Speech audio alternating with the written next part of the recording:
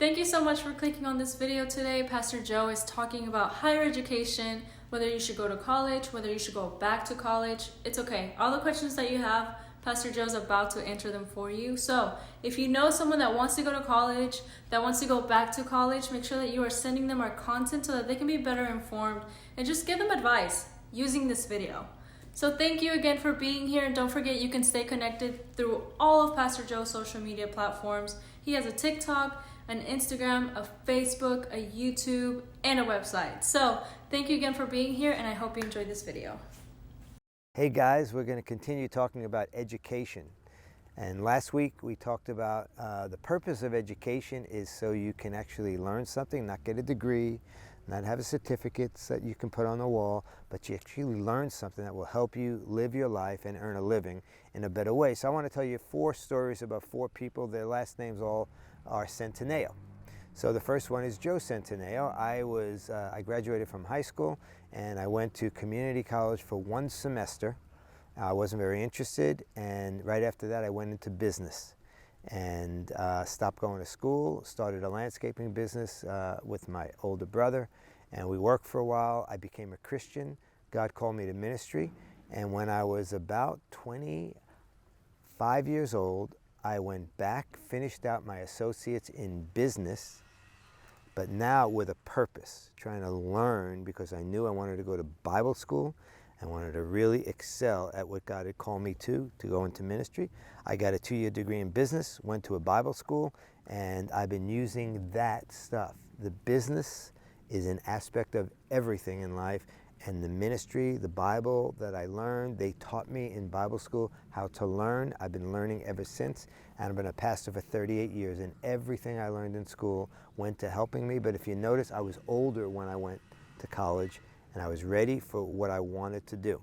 I have a son named Christopher, and Christopher, he was floundering a little bit when he got out of high school. Then he wound up not going away to school, but he got a scholarship and he went to a school called DBU, and he majored in music business. That was the name of the degree. He was a musician. He thought he wanted to go into the music business world, be an agent, do something in that area. And he graduated, got his 4-year degree, went back for a master's degree, but started to work. And while he was getting his master's in entrepreneurial studies, he was in the business world and he found his passion. It was business, being a businessman, an entrepreneur in a sense. And I remember him coming home from school and just telling me, not coming home from school, he was living on his own, but I remember him talking to me about what he was learning in this entrepreneurial master's course that he was in, and using every bit of it. Today my son uses everything he learned and more. They started him learning a niche that he's in, and he's been doing outstanding, using it in every way. My daughter, Briana, she went to college. Again, she went to DBU, and she got a degree in psychology. And I think she was thinking of social work, being a counselor, a psychologist. And when she graduated, she said, "Dad, the last thing I want to do is talk to people about their problems." So she never went into that, but she is in sales. She did learn things about people in that degree that help her in her sales, but she's a very successful woman with a great job in sales, making lots of money. And also she is great with people and is working on a real estate portfolio that she's going to start.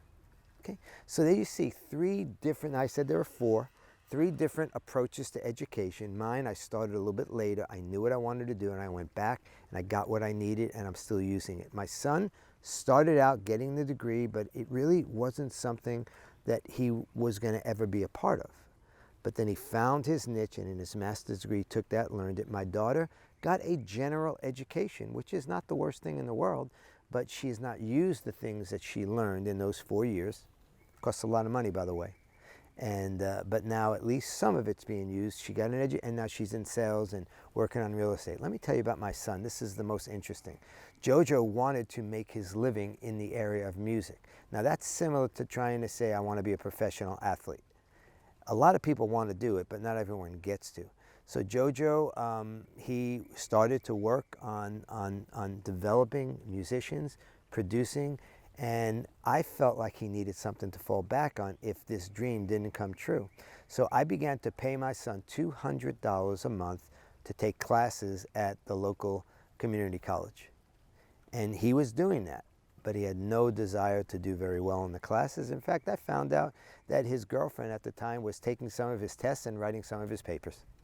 And I remember he came to me in the third semester and he said, "Dad, can I talk to you?" "Sure you can, Jojo." He said, "Dad, you're wasting my time and I'm wasting your money by me going to this community college." And I said, "What do you have in mind?" I wanted my son to succeed. I wanted him to have something that would make someone want to hire him. And since he thought it was music, and that's a long shot in many ways, he said, "Dad, put me to school. There is a certificate program where they teach you how to produce in the area of music." And about $10,000 later, and I never had to motivate him to go to class, to apply himself, to pass his test. He excelled, and today my son is using everything that he learned to do the very thing that the dream that he had in his heart. He's doing that now. And I would say I wish I knew with my first two what I learned with Jojo. It's not about just going to school and taking up space because you're on a track and getting an education. It's not a bad thing to learn, to expand your mind, to learn how to be disciplined enough to read and do the things, go through the rigors of a formal education.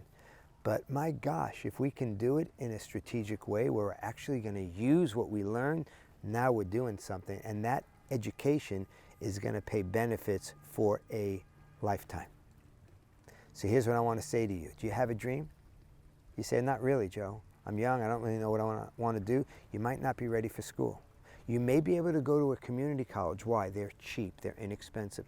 Get some of the basic classes that most degrees require. Get them out of the way. When you start to know what it is that you want to do, then I want you to begin to get that degree in the area that's going to help you do what you want to do. Now you say, "Well, Joe, I'm in my mid-20s, maybe late 20s. I still don't know what I want to do." Next time we talk, I want to talk to you about the importance of apprenticing, of getting involved in different things until you find your niche. And once you find your niche, then find out how do you become the best at that thing that you now know that you want to do, and that becomes that sets the course of your education. I'll talk to you next week.